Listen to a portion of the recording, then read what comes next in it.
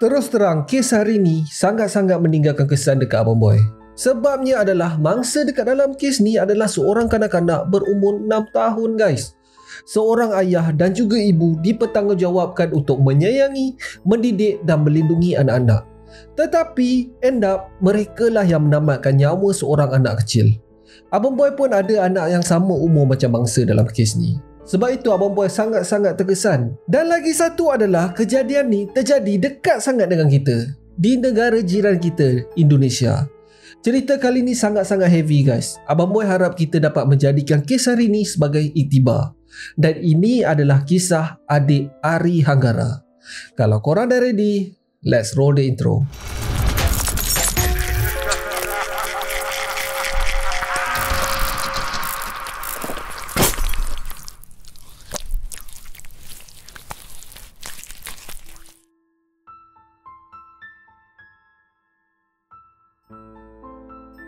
Assalamualaikum, nama aku Abang Boy dan welcome to channel Bamboy TV, di mana Abang Boy akan mengupas kes-kes true crime, kisah misteri, seram dan pelik yang terjadi di serata dunia. Dan kalau korang berminat dengan benda-benda dark macam ni, korang berada di channel yang paling sesuai untuk orang-orang aneh dan eksotik macam Abang Boy ni. Di akhir video, kalau korang suka dengan konten ni, Abang Boy sangat-sangat appreciate kalau korang boleh belanja satu like dan mungkin juga korang boleh consider untuk subscribe dan tekan bell icon tu supaya tak terlepas video Abang Boy yang akan datang. Ari Hanggara dilahirkan pada 21 Disember 1977 dan anak kedua bagi pasangan Mastino Ediwan dan juga Dahlia Nasution di Kota Bogor, Indonesia. Diorang ni ada 3 adik-beradik sebenarnya. Abangnya bernama Anggi, adiknya bernama Andi. Tiga boys guys. Memang chaos rumah. Abang Boy baru 2 boys kot. Abang Boy punya TV dah pecah 3 kali dah guys. Bujurlah dah besar ni, anak-anak Abang Boy dah bertenang sikit. Boleh dikatakan adik Ari ni dilahirkan dalam keluarga yang senang. Pakcik Tino kita ni adalah seorang ahli perniagaan dan ibunya menolong perniagaan Pakcik Tino kita. So pendek cerita, keluarga mereka ni memang bahagia. Apa je yang adik Ari dan adik-beradik lain nak, semua dapat. Rumah pun besar, kereta pun mewah. Bila perniagaan dah mula maju, Pak Tino berhasrat untuk membuka cawangan kedai di kota Jakarta. Mula-mula tu Mak Si Dahlia ni, dia okey je. Dia akan menguruskan kedai di Bogor dan Pak Cik Tino akan ke Jakarta setiap hujung minggu. Tetapi makin lama, bukan setakat sehari 2 je Pak Cik Tino dah pergi ke Jakarta tau. Dia dah jadi terbalik.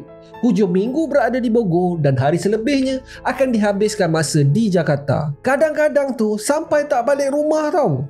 Jarak Bogor dan Jakarta sebenarnya tak berapa jauh pun, dalam 58 km je. So ibunya Dahlia ni mula dah syak something dah. Nak menambahkan syak wasangka, bila Pakcik Tino ni berada dekat rumah, ada je perempuan call. Bila Dahlia tanya, Pakcik Tino cakap ini adalah urusan kerja. Malam-malam Mat. Kalau perempuan tu tak call, Pakcik Tino lah yang akan call perempuan tu. Sampailah satu masa, perniagaan yang diusahakan oleh Pak Tino ni mula merundum. Dan bila sampai masa ni, Pak Tino dah tak balik rumah dah. Ini bukan Abang Boy cerita seminggu 2 tau. Dah sampai 2 tahun tak balik rumah guys. 2 tahun tak balik untuk jenguk anak dan isteri. Penyudahnya, bisnes bankrupt, melingkup habis semua kedai. Dalam masa tu, rumah dan kereta mewah semua dah kena tarik dengan pihak bank. So Dahlia berpindahlah ke rumah orang tuanya di kampung bersama-sama dengan anak. Dahlia cuba juga bertanya Pak Tino ni dengan kawan-kawan. Dia cuba untuk menyelamatkan rumah tangga diorang dan juga mengenangkan yang anak-anak selalu bertanyakan pasal ayah diorang. Bila tanya dekat kawan-kawan, semua cakap tak tahu.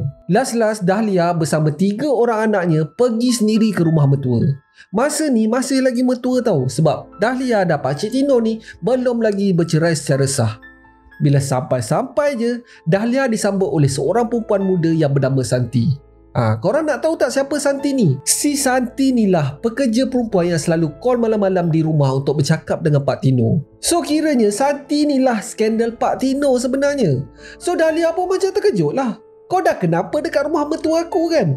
Memang chaos lah Mat. Mengamuk si Dahlia dekat situ. So bila dah bertenang sikit, Pak Tino dan juga Dahlia bersetuju untuk berpisah. Tetapi dengan syarat, Anggi, Ari dan juga Andi diletakkan di bawah penjagaan Pak Tino. Maka baliklah si Dahlia ni ke rumah orang tuanya sambil meninggalkan 3 orang anaknya bersama-sama dengan Pak Tino dan juga Santi. So Abang Boy tak berapa sure pasal hubungan Pak Tino dengan juga Santi. Ada sumber yang mengatakan yang mereka berdua dah menikah selepas tu. Ada juga sumber yang cakap tak. Tetapi mereka berlima telah menyewa sebuah rumah yang kecil. Kak Abang Boy cakap yang Pak Tino ni dah bankrupt. So dia dah memang tak kerja dah. Yang hanya bekerja adalah Santi seorang. So apa yang berlaku pada Pak Tino ni menjadi sumber gosip jiran tetangga.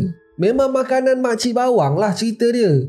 Isteri keluar bekerja, tapi Pak Tino ni duduk kat rumah menganggur. Sampailah satu masa si Santi pula kena peli. So si Santi ni memujuklah si Pak Tino ni untuk pergi mencari kerja. Santi cakap dia malu asyik kena peli je dengan jiran. So Pak Cik Tino pun cakap, yalah dia akan cuba. Dia pergilah tanya kawan-kawannya kalau ada job yang boleh dibuat. Dia pergi interview sana sini tapi tak dapat juga kerja. Sebelum korang kesian dengan Pak Tino ni, sebenarnya bukannya orang tak nak ambil dia bekerja tau. Pak Tino ni sendiri sembang memang lebat. Dia buka cerita yang dia pernah ada kedai lah, berpuluh-puluh staff lah. Dia tahu itu, tahu ini. Dia siap kritik macam mana orang lain berniaga pula. Tapi bila ditanyakan kenapa bisnes dia lingkup, dia salah ke orang lain pula. Orang yang tak tahu memilih kualiti barang. Pendek kata, semua bukan salah dia lah. Apa yang terjadi ni membuatkan hubungan Santi dan juga Pak Tino menjadi toksik. Boleh dikatakan hari-hari diorang bergaduh. Dan tempat diorang berdua melepaskan geram diorang memang tak lain tak bukan kepada anak-anak diorang. Biasalah budak-budak, anak jantan pula tu, diorang punya nakal dah panjang akal tu. Oi, memang next level guys. Pak Tino mula marah-marah dekat anak-anak. Tak cukup dengan tu, Pak Tino mula meletakkan disiplin yang tak masuk akal. Ada je larangan. Di antara ketiga-tiga adik-beradik ni, Ari lah yang paling memberontak. Anak kedua, standard bro. Diorang punya nakal tu memang next level. Abang Boy cakap ni berdasarkan pengalaman. Dan juga disebabkan Abang Boy adalah anak kedua juga. So Abang Boy tahu macam mana nakalnya Abang Boy dulu. So anyway, setiap larangan dan setiap kali si Ari ni kena marah dengan bapak dia, dia melawan guys. Kalau bapak dia marah, paling korang tidak pun dia akan pandang slack dengan bapak dia. Dia jeling je. Ari ni berperwatakan pendiam dan tak banyak bunyi. Dia jenis suka memendam perasaan dia. Berbeza pula dengan abang dan adik dia. Diorang dengar je cakap Pakcik Tino. So kalau Pakcik Tino cakap pergi mandi, diorang tak cakap banyak guys. Diorang terus pergi mandi. Tetapi si Ari ni, dia relax je. Dia bertenang sambil terus bermain. Dan si Santi ni pula, mulut boleh tahan. Dia selalu sindir-sindir anak-anak ni. Nanti besar nanti kau jangan jadi macam bapak kau. Mau tak panas member. Bertambah pula bila si Ari ni, luar biasanya dia punya panjang akal. Tak habis-habis Pak Tino ni kena peli hari-hari. Sampailah satu masa, kenakalan si Ari ni dibalas dengan hukuman memukul. Mula-mula tu di rotan, Ari ni bertenang sikit. Lepas kena libas tu Ari menangis dan memohon maaf. Dipeluknya oleh Pak Tino. Jangan buat lagi katanya. Ya pa, ya papa. Tapi yalah, budak kecil Mat. Bila dorang excited, dorang lupa segala-galanya. Kena libas lagi. Ya, maaf papa, Ari janji tak buat lagi. Tak berapa lama selepas tu, kaki dan tangan mula naik ke muka. Time ni setiap kali Ari dihukum dan dipukul, dia dah tak kisah dah guys. Dia dah tak ada minta maaf. Siap dia jeling bapaknya lepas kena pukul tu. Dia dah tak takut dah. Hati dia dah jadi keras macam batu geng. Ini budak umur 5-6 tahun tau. Tetapi keadaan berbeza pula dekat sekolah. Menurut cikgu kelasnya yang bernama Khatijah, Ari dikatakan adalah seorang yang periang dan tak pernah ada masalah dengan kawan-kawan dia.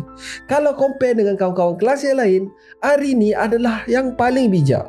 Tetapi ada satu hari, adik Ari ni datang ke sekolah dengan lebam di mata. So cikgu Khatijah pun tanyalah, kenapa lebam kat mata tu dik? Adik Ari cakap yang dia terjatuh masa bermain-main dengan adik-beradiknya. Dia langsung tak mengadu pun. Dia bertenang je geng. Dia belajar dan bermain macam biasa je. Budak kecil macam tu pun tahu menjaga aib bapanya. Pada masa inilah cikgu Khatijah dah suspect something wrong dah. Tibalah satu hari, adik Ari ni telah dituduh mencuri wang kawannya dekat sekolah. Dan berita ni sampai pula ke telinga bapaknya. Mengamuk gila lah si bapaknya kat rumah. Memang kena ligan kau-kau si Ari ni.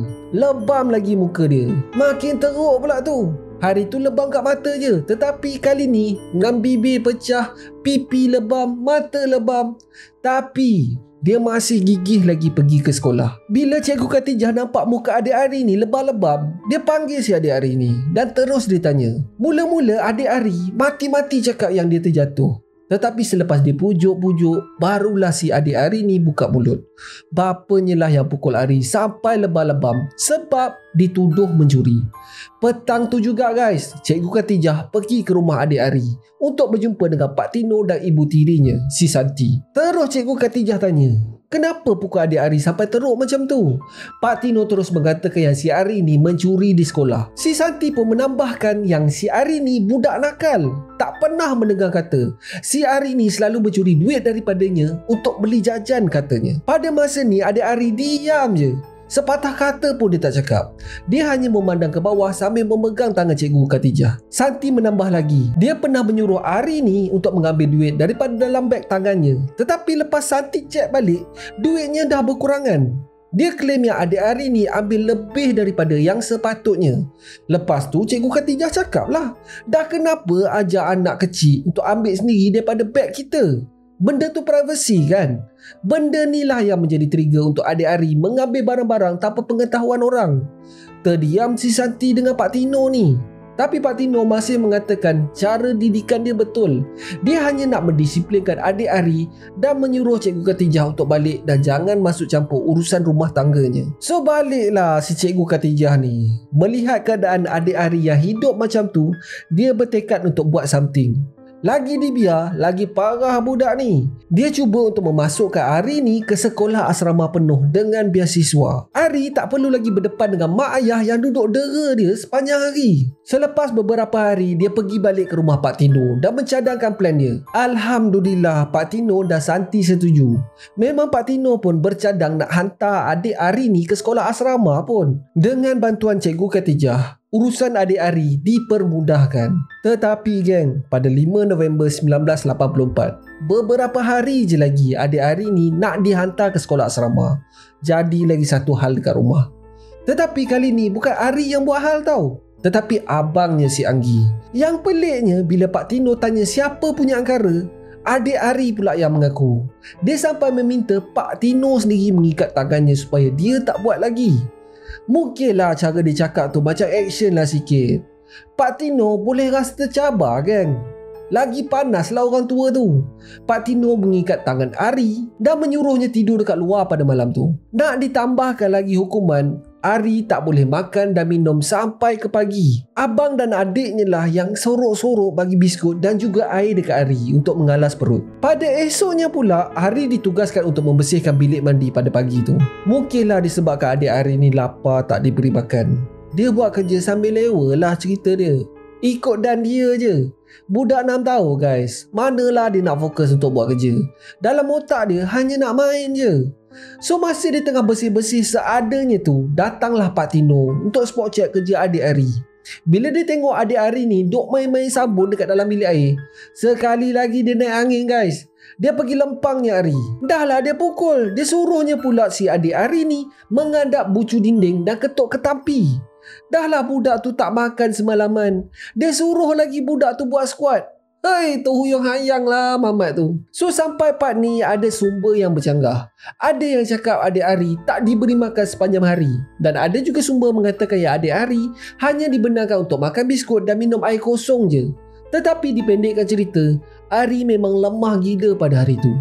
Pada malam 7 hari bulan November, sehari sebelum dijadualkan untuk menghantar Ari ni ke asrama, si Santi ni cubalah memujuk Ari untuk meminta maaf pada Pak Tino dan berjanji untuk tak nakal-nakal lagi.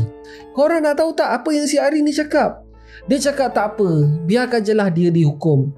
Tapi dia tak nak minta maaf. Mendengar yang si Ari ni cakap macam tu, si Santi ni menghantukkan kepala Ari ke dinding guys. Dapat pula dekat Pak Tino. Dia sambung ligan si adik Ari ni. Dikatakan pada masa ni, muka adik Ari dah bengkak dah. Ingatkan si Pak Tino ni tak berhenti. Tak guys, dia sambung pula dengan batang penyapu. Sampai nak patah batang penyapu tu dia libas. Sampailah si Santi sendiri menahan Pak Tino ni daripada terus memukul Ari. Ari pada masa ni dah lunyai gila dah guys. Menurut Anggi, abang kepada Ari, setitik air mata pun tak keluar daripada mata Ari. Dia diam je masa dia kena pukul kau-kau tu. Dia pandang muka Pak Tino dengan penuh kebencian pada masa tu. Pak Tino pun apa lagi, dia backhandnya untuk kali terakhir sampailah Ari ni terjelepuk jatuh. Santi memegang tangan si Pak Tino dan terus ke bilik tidur. Dia tinggal je Ari tersungkur di ruang tamu. Si Anggi dan Andi dah menangis-nangis dah. Yelah, takutlah dia. Kau tengok adik kau kena linggan macam orang gila. Mau tak takut? Ari bangun, terjengkut-jengkut masuk ke dalam bilik. Dia cuba untuk tidur. Tetapi lebih kurang pada tengah malam, Pak Tino datang ke bilik Ari membawa air. Dia peluk Ari. Dia cium pipi Ari. Dia berbisik, Ari, Papa buat semua benda ni sebab Papa sayangkan Ari. Papa tak nak Ari jadi budak nakal. Ari pun kata, yelah Papa, Ari tak nakal dah, jawabnya. Tetapi sebelum Pak Tino ni keluar, Ari sempat meminta untuk meminum air sekali lagi. Dia haus sangat. Tahu tak apa yang Pak Tino ni cakap? Dia cakap tak boleh dan jangan minum air tanpa kebenarannya. Hei, kau dah peluk anak kau tadi tau Pak Tino. Kau nak garang sangat ni kenapa, Mat? Tu budak kot. Dia menyuruh si Ari ni berjanji untuk tak minum pada malam tu. Hei, berdidih gila aku dengar kot. So si Ari ni cubalah untuk tidur. Tetapi dia dahaga sangat-sangat. So lebih kurang pada pukul 2 pagi 8 November 1984, dia pelan-pelan buka pintu biliknya dan turun ke dapur untuk mengambil air. Buka-buka je peti ais, si Pak Tino ni terus keluar bilik. Dia dah bajet dah yang si Ari ni akan melanggar perintah dia untuk minum pada malam tu. Mengamuk lagi si Pak Tino ni, menjerit-jerit tengah-tengah malam. Ari pun cakap lah, Pa, Ari haus sangat. Dia nak minum sikit je. Pak Tino tak cakap banyak guys. Dia henjut lagi si Ari time tu. Sepanjang dia kena hentak tu, satu air mata pun tak menitik. Dia diam je menahan kesakitan. Bila dah lunyai kena hentak, Pak Tino pergi seret adik Ari ni dan dikurungnya kat dalam bilik air guys. Korang kena ingat tau, si Ari tak diberi makan secukupnya, tak diberi minum, kena pukul lagi, kena ketuk ke tampi. Memang lunyai lah budak tu. Ini budak 6 tahun tau geng. Padahal pada esoknya Ari dah kena masuk asrama dah. Lepas si Ari ni dah dikurung, Pak Tino terus masuk ke dalam bilik. Macam tak ada apa-apa jadi guys. Besok paginya pada pukul 6 barulah Pak Tino buka bilik air. Pada masa ni adik Ari didapati terbaring di lantai bilik air itu dan dalam keadaan tak sedarkan diri. Bila Pak Tino cuba untuk kejut, Ari tak bangun. Kepala Ari ada kesan luka dan berdarah. Panik Mat. Baru kau dakal. Menggelabah Pak Tino kejarkan adik Ari ke hospital. Dalam masa perjalanan ke hospital tu, adik Ari menghembuskan nafasnya yang terakhir. Laporan postmortem mendapati Ari menerima 40 kesan luka dan lebam di seluruh badannya, terutama di bahagian pinggul, kaki, muka dan tangan mangsa. Punca kematian adalah disebabkan pendarahan di kepala akibat dihantuk dengan kuat. Bila Pak Tino dah tengok anaknya terbujur kaku dekat atas katil hospital tu, baru nak menyesal geng. Barulah meraung si Pak Tino ni dekat tangga hospital tu. Tapi itulah, dah tak boleh buat apa dah. Menurut Pak Tino sendiri, adik Ari macam dah tahu dah dia nak pergi. Sebab 2 hari sebelum kematian, pada 6 hari bulan November, Ari siap bagi tahu dekat bapak dia, jangan rindukan Ari tau, nanti Ari nak pergi jauh. Barai Mat. Serius barai. Dengan keputusan autopsi macam tu, polis tak banyak cakap geng. Terus dia menahan Pak Tino kerana disyaki mendera Ari sampai mati. Pada masa ni Pak Tino seorang je yang kena tahan. Pak Tino masih lagi backup bini dia. Dia cakap dia seorang je yang mencederakan Ari. Tetapi selepas disiasat, rupanya si Santi pun ada mendera Ari juga. 3 hari kemudian, Santi pula ditahan. Yang perihal Dahlia, mak kandung si Ari ni, dia tak tahu pun apa yang terjadi dekat anak dia tau. Selepas 5 hari, barulah dia tahu. Itu pun lepas dia baca newspaper pasal ada budak mati selepas didera. Tengok-tengok, lah anak aku. Pengsan member. Dan nak menambah sakit hati dia lagi tu, time dia terima berita tu, adik Ari telah dikebumikan pun. Dia tak sempat langsung melihat wajah anak kesayangannya untuk kali terakhir. Dia punya geram tu, pada hari pertama perbicaraan, dia terus berlari ke Pak Tino dan terus menghempuk Pak Tino ni dengan selipar beberapa kali sambil memaki hamun Pak Tino. Memang chaos man, mahkamah masa tu. Benda yang terjadi ni betul-betul menggemparkan Indonesia. Belum pernah lagi ada kes sampai macam ni punya kejam. Penderaan tu biasa, tetapi didera sampai mati mungkin ini kali pertama yang terjadi. Dan memang satu Indonesia kecoh gila masa tu. Pada hari pertama pembicaraan, memang penuh di perkarangan mahkamah dengan orang ramai yang ingin melihat kelibat Pak Tino dan juga Santi. Even rumah di kampung halaman Pak Tino dan juga Santi penuh dengan orang ramai, sampai dimaki oleh orang tua si Tino dan Santi. Memang hidup tak senang tau. Sampaikan diorang terpaksa berpindah disebabkan selalu dikacau dan dipulaukan oleh masyarakat. Setelah hampir seminggu dalam persidangan, akhirnya mahkamah mendapati yang Mas Tino Ediwan dan juga Santi bersalah atas kematian adik Ari. Tetapi yang tak bestnya adalah Pak Tino hanya dijatuhkan hukuman penjara 5 tahun je atas kesalahannya. Dan si Santi pula dijatuhkan hukuman penjara 2 tahun je atas perlibatannya. Memang mengamuk rakyat masa tu. Diorang minta mahkamah untuk menjatuhkan hukuman yang lebih berat ke atas kedua-dua bersalah. Tetapi keputusan mahkamah dah muktamad. Macam tak setimpal pula. Geram lah aku. So anyway, Ari telah dikebumikan di tanah perkuburan Jeruk Purut di Jakarta Selatan. Di sebelah batu nisan adik Ari telah tercatat plak yang menulis, "Maafkan Papa, maafkan Mama." Nampak tanda penyesalan oleh ibu bapa adik Ari. Tetapi malangnya dah terlambat. Setahun kemudian pada tahun 1985, kisah pilu adik Ari Hanggara telah diabadikan menjadi sebuah movie yang berjudul Ari Hanggara. Kalau korang ada masa, mungkin korang boleh check it out. So sekian sebuah kisah sedih tentang penderitaan seorang anak kecil yang tak bersalah. Part yang abang buat terkesan sangat-sangat dalam kes ni adalah bila adik Ari sendiri yang cakap, "Jangan rindu Ari tau, Ari nak pergi jauh-jauh." Semetel-metel abang boy pun berkaca mata mat. Sebagai seorang ayah yang mempunyai anak sebaya dengan adik Ari ni, benda ni betul-betul meninggalkan kesan. Cuma yang abang boy boleh buat adalah berdoa agar kita semua dijauhkan daripada situasi macam ni. Dan semoga anak-anak kita semua dilindungi. Amin, amin. Ya Allah, ya Mujib.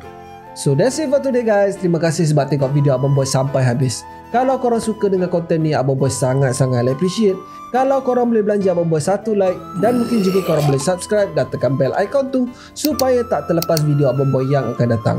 So akhir kata, jangan nakal-nakal, be awesome, stay creepy. Assalamualaikum.